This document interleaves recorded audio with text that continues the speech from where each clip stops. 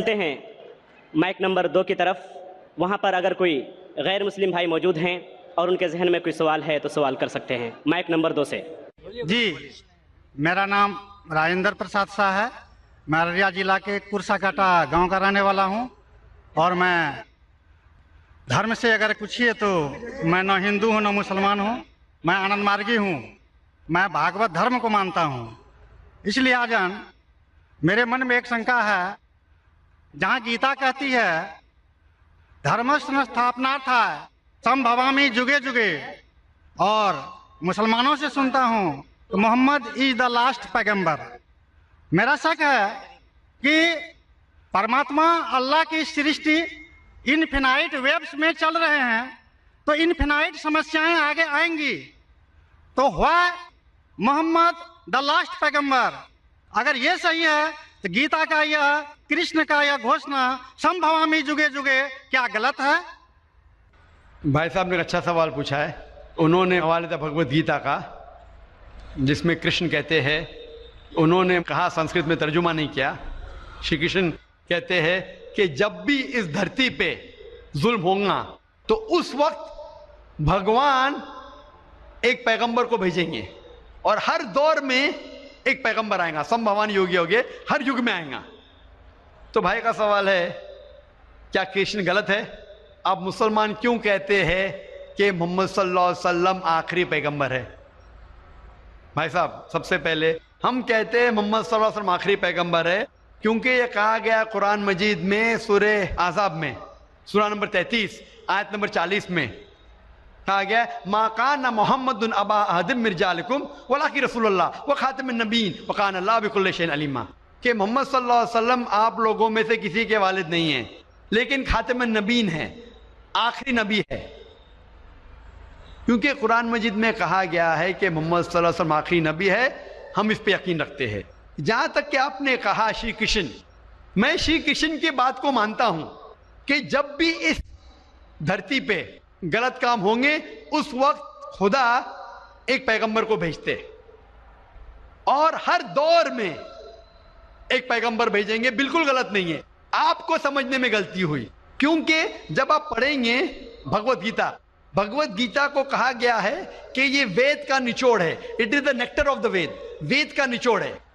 اور جب آگے آپ پڑھیں گے لکھا ہے کلکی پرانا میں لکھا ہے، کلکی پرانا چیپٹر نمبر 2 شلوک نمبر 5 7 11 15 میں لکھا ہے کہ ایک کلکی اوتار آئیں گے جو کل یگ میں آئیں گے، اور کل یگ آخری یگ ہوگا، اور یہ کلکی اوتار لوگوں کو صحیح راستہ دکھائیں گے.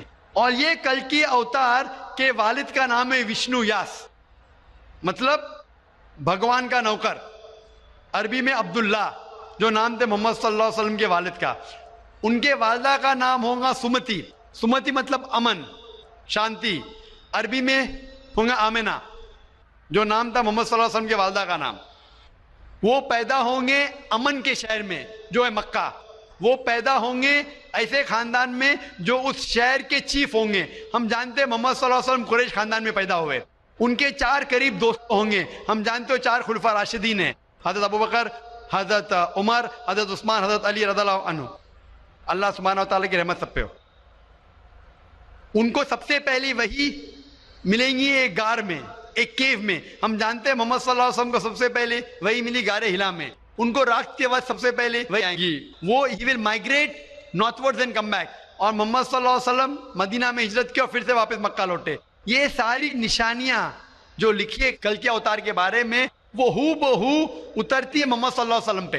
ہر یگ میں ایک اوتار آئیں گا، آخری یگ ہوئے گا کل یگ. یہ کل یگ ہے بھائی صاحب، یہ کل یگ ہے. اور کل یگ کے آخری اوتار ہے کلکی اوتار، جس کا نام قرآن مجید میں لکھا گیا ہے محمد صلی اللہ علیہ وسلم. تو یہ جو آپ کی بھگوت گیتا میں لکھا ہے میرے حساب سے صحیح لکھا ہوا ہے کہ ہر یگ میں ایک اوتار آئیں گا، اور آخری یگ ہے لکھا ہوا ہے کلکی پرانا میں، وہ کل یگ ہے. اور کل یگ کیا اوتار ہے؟ کلکی اوتار. تو آپ سب کو جوڑیں گے تو پتہ لگتا ہے کہ آپ کے وید میں بھی کئی نشانی ہے محمد صلی اللہ علیہ وسلم کی. کئی بار محمد صلی اللہ علیہ وسلم کا ذکر ہے. کم از کم 100 حوالے تو میں دے سکتا ہوں جس میں محمد صلی اللہ علیہ وسلم کا ذکر ہے. اگر آپ پڑھیں گے بھوشیہ پرانا پرو 3 کھنڈ 3 ادھیائے 3 شلوکات 5 سے 8 اس میں کہا گیا ہے کہ محمد صلی اللہ علیہ وسلم آئیں گے اور وہ ایک فارینر رہیں گے اور وہ ڈیزرٹ سے آئیں گے. لکھا ہے بھوشیہ پرانا میں پرو 3 کھنڈ 3 ادھیائے 3 شلوکات 10 سے 27 میں محمد صلی اللہ علیہ وسلم کا ذکر ہے. اگر آپ پڑھیں گے کنٹپ سکتاس اتھروا وید کتاب نمبر 20 چیپٹر نمبر 127 شلوک نمبر 1 سے 14 اس میں محمد صلی اللہ علیہ وسلم کا ذکر ہے. محمد صلی اللہ علیہ وسلم کا ذکر کئی جگہ وید کے اندر ہے, کئی جگہ پرانا میں ہے. تو اگر آپ بھگوت گیتا کو لیتے ہیں, پرانا کو لیتے ہیں, کلکی پرانا کو لیتے ہیں اور ایک مانتے ہیں, تو سارے یہ شلوکا کہہ رہے ہیں کہ آخری پیغمبر آنے والے محمد صلی اللہ علیہ وسلم ہیں اور ہمیں محمد صلی اللہ علیہ وسلم ماننا چاہیے. بھائی صاحب جی بھگوت گیتا مانتے ہیں آپ؟ دیکھیے میں مانتا کسی کو نہیں ہوں, میں ترک کے بودھک استر پر جو میرا لاجک ایکسپٹ کرتا ہے اسی کو میں مانتا ہوں. لیکن آپ نے بھگوت گیتا کا حوالہ دیے کیا نہیں؟ ماننا کا مطلب وہ آنکھ بند کا ماننا, میں آنکھ کھول کر مانتا ہوں. تو آنکھ کھول کے آپ مانتے کیا نہیں بھگوت گیتا کو؟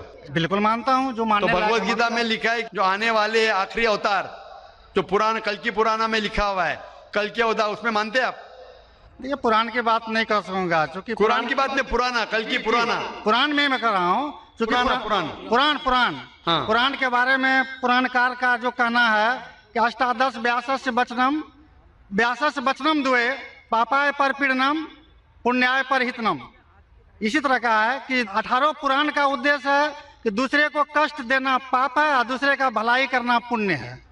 میں نے کب بولا کہ دوسرے کو کشٹ دو اور دوسرے کے بھلائی مت کرو؟ میں کہہ رہا ہوں اس آدھار پر میں قرآن میں لکھے لگا دوسرے کو کشٹ دو, قرآن میں بھی لکھے دوسرے کو کشٹ مت دو, قرآن میں بھی لکھے دوسرے کی مدد کرو.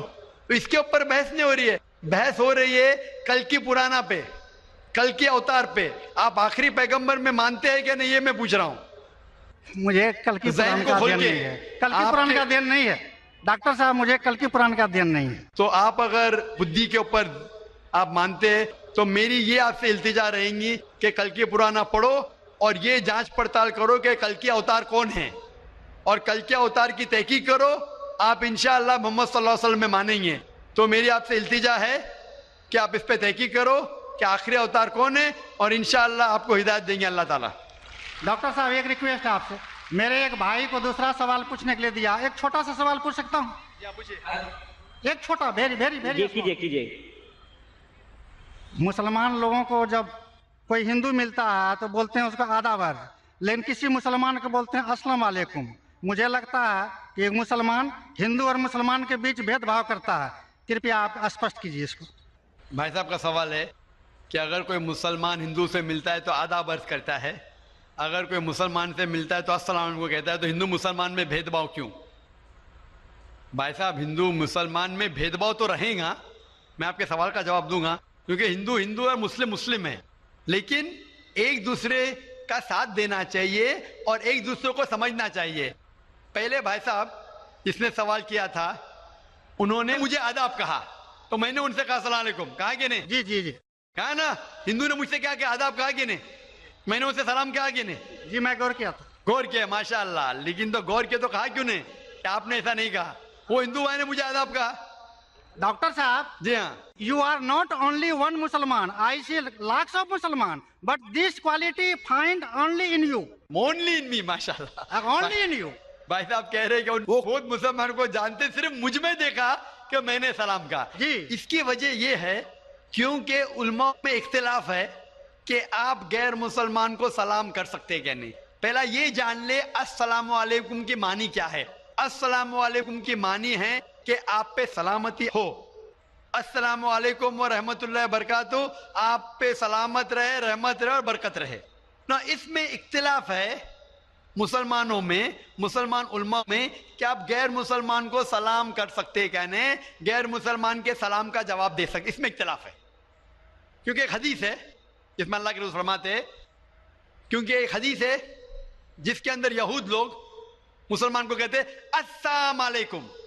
السلام علیکم کا معنی آپ پہ موت ہو, سام کے معنی موت, السلام علیکم آپ پہ موت ہو.